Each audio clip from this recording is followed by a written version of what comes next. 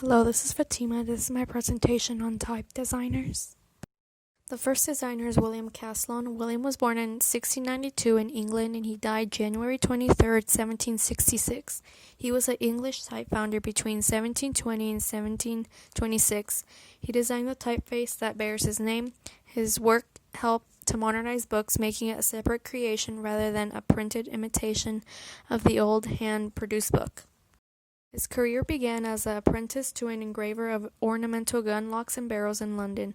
In 1716, he opened his own engraving shop and began to make tools for bookbinders and silver chasers.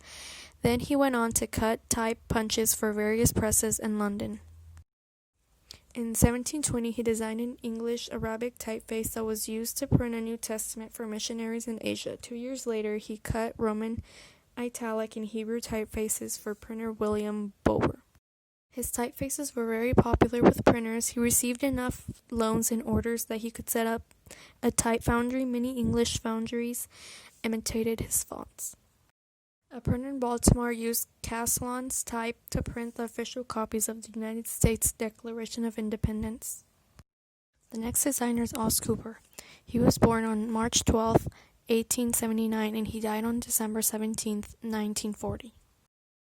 He was an American type designer born in Mount Gilead. He moved to Kansas when he was young. He left high school when he was 17 to become a printer's double. He studied illustration at Franks Holmes School of Illustration. He wasn't very good at drawing, but he was good in a lettering class.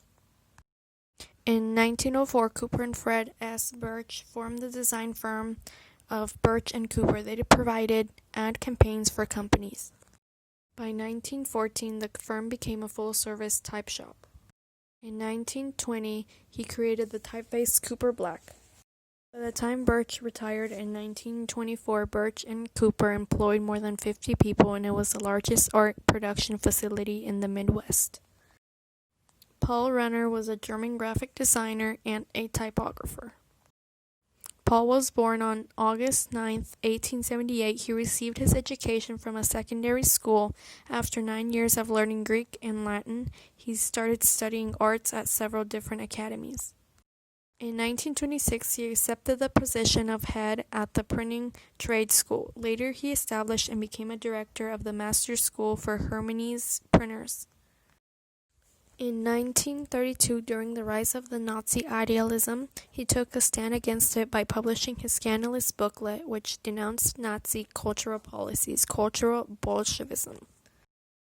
In 1933, Renner was arrested and underwent a period of exile where he sought to communicate his ideas on culture, then attempted to enforce it through his writing, teaching, and designing.